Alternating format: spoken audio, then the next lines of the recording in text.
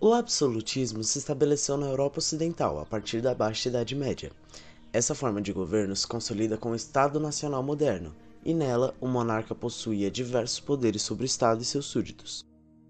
Esse sistema político se desenvolveu a partir do século XV. Esse sistema se manifestou através de monarquias que defendiam a ideia de uma posição absoluta do monarca.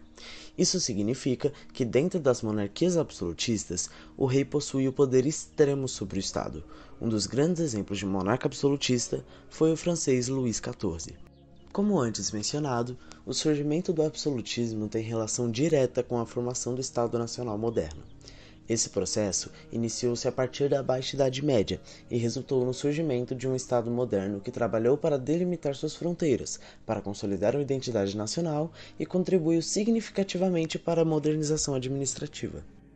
Nesse período surgiu a burocracia e a estrutura de organização de governo, responsável pela execução do trabalho administrativo.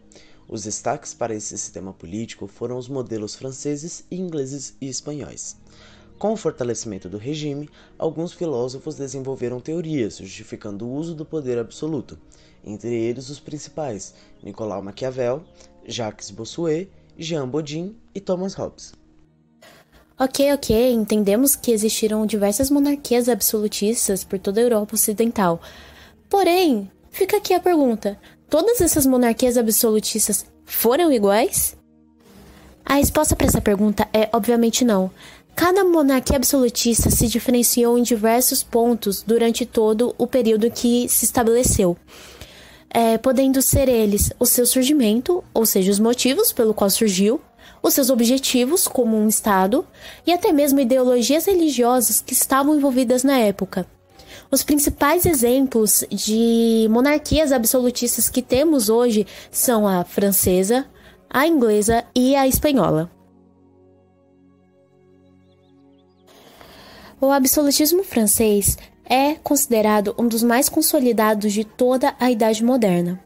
A unificação do Estado Nacional francês iniciou-se gradativamente a partir do século X e teve seu término no final do século XIV e início do século XV. Algumas das coisas que motivaram a total unificação do Estado Nacional francês foram a Guerra dos 100 Anos, ocorrida entre a França e a Inglaterra, nos períodos de 1337 e 1453, com a Inglaterra sendo vitoriosa, e as guerras religiosas ocorridas dentro do próprio território francês. Bom, ambas as guerras, respectivamente falando, serviram para consolidar a centralização do poder francês, e também no século XVI elas serviram para retomar o fortalecimento monárquico que a França possuía com a dinastia de Valois. Isso ocorreu no governo do rei Carlos IX, que foi de 1560 a 1574, durante uma guerra entre a nobreza católica e os burgueses calvinistas. Para retomar o controle de toda a situação, em 24 de agosto de 1572, a noite de São Bartolomeu marcou um dos mais violentos confrontos na cidade de Paris, onde 30.000 moradores morreram. Após todos esses problemas com as guerras, o trono francês foi novamente disputado, dessa vez por Henrique III, que já governava ele, pelo nobre católico Henrique de Guise, e o protestante Henrique de Navarra. Essa guerra entre esses três nobres ficou conhecida como a Guerra dos Três Henriques, tendo como vencedor o lado dos protestantes, ou seja, de Henrique de Navarra. Dessa forma, a França iniciou uma nova dinastia chamada de Dinastia de Bourbon, com a liderança do monarca Henrique IV. Visando terminar e acabar com esses conflitos religiosos que estavam ocorrendo, o novo rei estabeleceu a assinatura do Edito de Nantes. Esse acordo concedia liberdade total de culto aos protestantes. Após esse governo, Luís XIII chegou ao trono, delegando amplos poderes ao ministro Richelieu. Após esse ganho de poderes, esse ministro tomou medidas que ampliavam os poderes da monarquia sobre os nobres e sobre todos os comerciantes de todo o país. Além disso, colocou a França contra a dinastia dos Habsburgo durante a Guerra dos 30 Anos, que durou de 1618 a 1648 e foi uma guerra da França contra a Espanha. Paralelamente a todos esses acontecimentos, novas filosofias e filósofos estavam surgindo para explicar e justificar o motivo do absolutismo francês e como ele era bom para a vida e o povo em si. Chegamos agora ao monarca mais conhecido de todo o absolutismo, sendo ele o sucessor de Luís XIII, seu filho Luís XIV. Ele foi conhecido como Rei Sol, e seu reinado experimentou o auge do absolutismo francês. E a sua imagem é constantemente associada ao absolutismo em geral. Luís XIV assumiu o trono com apenas 13 anos de idade, em 1651. E apesar de passar um tempo sob a regência de sua mãe, quando ficou de maior de idade, governou a França sozinho, sem nomear primeiro-ministro algum para ajudá-lo. Ele exerceu de maneira centralizada todas as suas decisões reais, chegando a dizer "Let moi", que quer dizer "o Estado sou eu". Ele também consolidou o mercantilismo francês e estimulou a atividade burguesa no país. E apesar de promover essas ações em favor do Estado e da burguesia, seu governo também apresentou diversas contradições que a própria ideia absolutista traz. Como, por exemplo, para impedir a ascensão da política da classe burguesa, ele realizou a revogação do Edito de Nantes. Com essa medida, ele conseguiria perseguir os burgueses que eram contra algumas de suas leis. Após seu governo, a tensão entre Estado e burguesia aumentou de forma considerável, chegando ao seu extremo quando, em 1789, durante o reinado de Luís XVI, a Revolução Francesa ocorreu.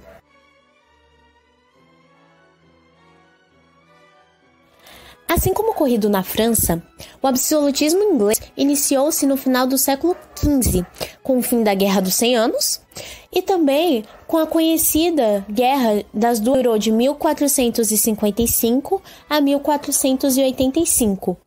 Essa guerra ocorreu entre duas famílias, Lancaster e York, para disputarem o trono inglês. Dessa guerra, os Lancaster saíram vitoriosos, dando início ao reinado do rei Henrique VII. O reinado de Henrique VI deu início à primeira dinastia absolutista inglesa, a dinastia Tudor, que foi de 1485 a 1603. E uma de suas primeiras medidas como governante foi limitar o poder da nobreza, retirando sua prerrogativa de fazer a justiça.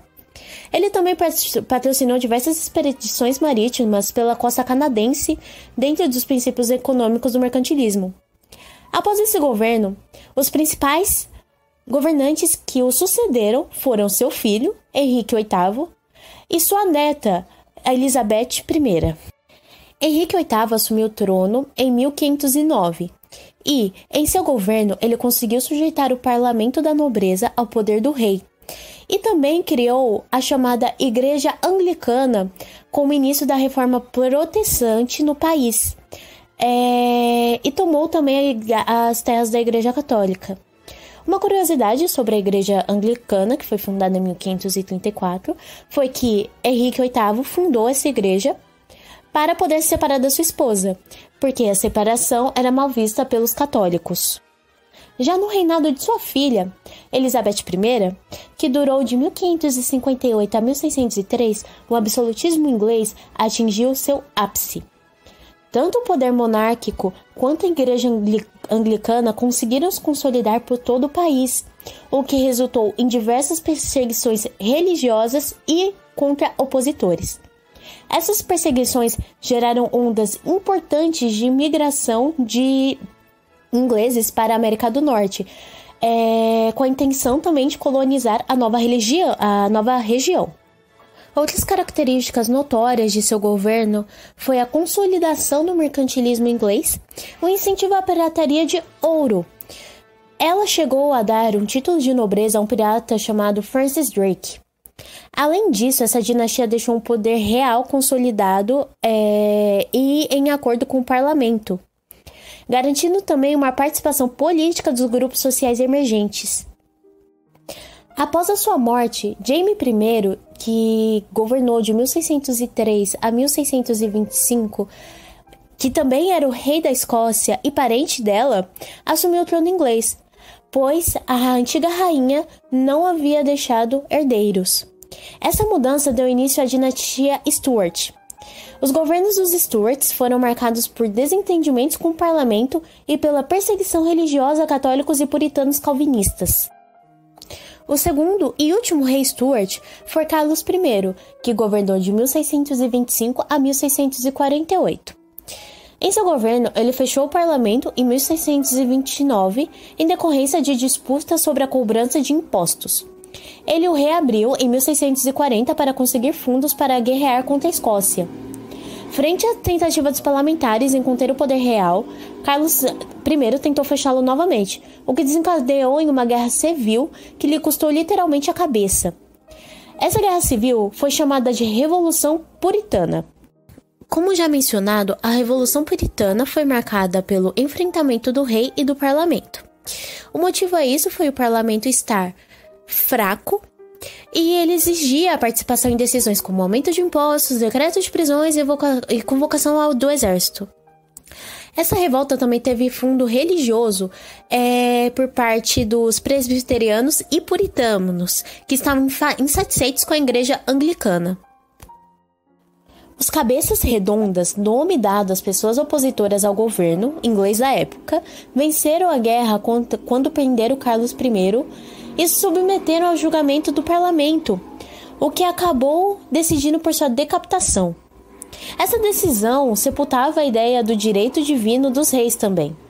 A Guerra Civil instaurou ainda a República, que teria mais tarde Cromwell como ditador, que daria durante seu período de governo os contornos de potência mundial à Inglaterra, principalmente com a proteção aos comerciantes ingleses dados aos atos de navegação de 1650.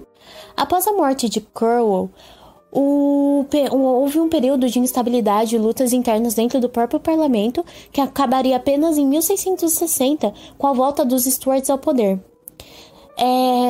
O governante que voltou foi Carlos II, que governou de 1660 a 1685, e ele representou o fim da curta república inglesa e a tentativa de imposição do catolicismo aos súditos. Em seu governo, ele também tentou restabelecer o absolutismo na Inglaterra ao buscar se sobrepor ao poder do parlamento. Seu filho, James II, tomou o mesmo caminho do absolutismo, mas foi impedido em 1688. James II acabou tendo um herdeiro católico e o parlamento ficou bastante satisfeito com esse fato.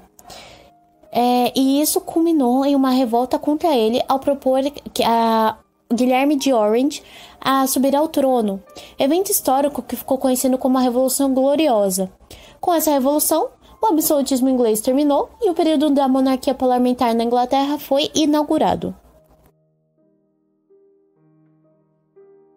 O absolutismo espanhol surgiu após a Guerra da Sucessão da Espanha, que durou de 1701 a 1714. Essa guerra foi feita após o rei Carlos II, o último rei da dinastia Habsburgo, falecer, criando disputas pelo trono espanhol. Quando Felipe V assume o poder espanhol em 1714, a dinastia Bourbon foi iniciada, assim como o absolutismo espanhol. Essa dinastia buscou recuperar o prestígio e poderio que a Espanha tinha no século XVI. Para tanto, começou a implementar várias formas na organização econômica do Estado. Foi no governo de Carlos III que deu continuidade à dinastia de Bourbon, que algumas mudanças foram estabelecidas na Espanha, como a restauração da economia espanhola, as mudanças nas relações da Espanha com as suas colônias, tendo como principal objetivo aumentar a arrecadação de impostos para a coroa espanhola. Também teve a adoção de medidas para tirar o poder das corporações, que intermediavam o comércio entre as colônias e a própria Espanha. E, por fim, teve também a implementação de uma nova política de divisão territorial e nas colônias americanas. Esse objetivo era aumentar o poder da coroa sobre as províncias, que passaram a se chamar de intendências. Foi no século XIX que, com a independência das colônias no Novo Mundo e a expansão do domínio de Napoleão Bonaparte, ou seja, a Era Napoleônica em toda a Europa, o absolutismo espanhol entrou em declínio e teve seu fim. Alguns filósofos desse período desenvolveram teorias reivindicando o poder da monarquia europeia. Um dos principais teóricos que defenderam o absolutismo foi Nicolau Maquiavel. Ele é um defensor do Estado e da soberania, defendendo o uso de todos os meios para garantir o sucesso e a continuidade de seu poder. Maquiavel disse que era mais importante que os reis fossem temidos do que amados. Em seu livro O Príncipe, ele usa a violência como razão para manter o controle. Jean Bodin também defendeu regimes autoritários. Em sua teoria, Bodin vincula o Estado à família, defendendo o poder como chefe da família, que realmente deveria ser ilimitado. Jacques Bossuet também defendeu o despotismo em suas pesquisas, mas vinculou o regime ao poder de Deus. Para ele, o rei é representante de Deus na Terra, e sua atitude não deve ser questionada, pois é o mesmo que questionar o próprio Deus.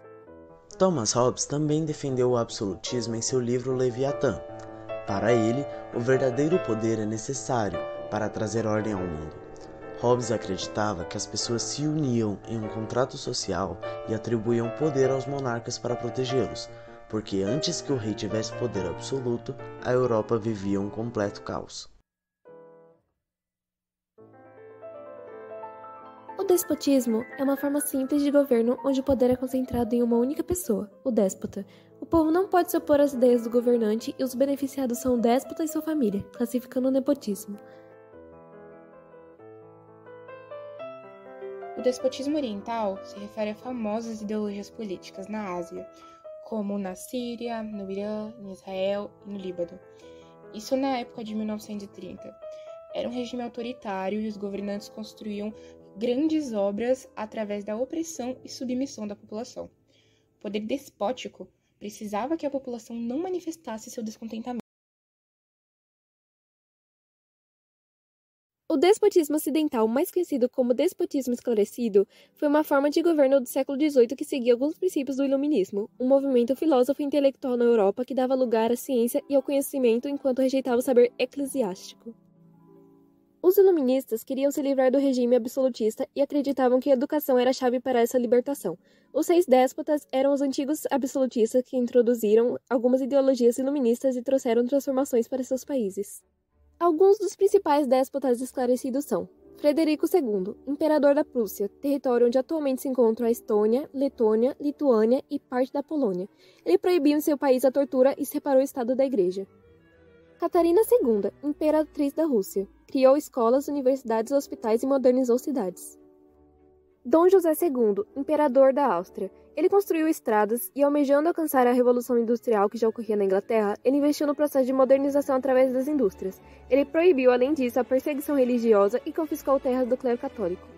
E, por último, Dom José e Marquês de Pombal, que iniciaram em Portugal e em suas colônias a Era Pombalina. Criaram um banco real, isentaram de impostos os comerciantes e expulsaram os jesuítas de seus territórios. A Era Pombalina facilitou no Brasil a entrada do pensamento iluminista.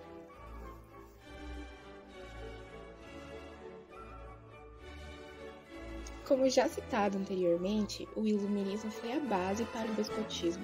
Os principais filósofos iluministas foram John Locke, que teve ideias contrárias à época.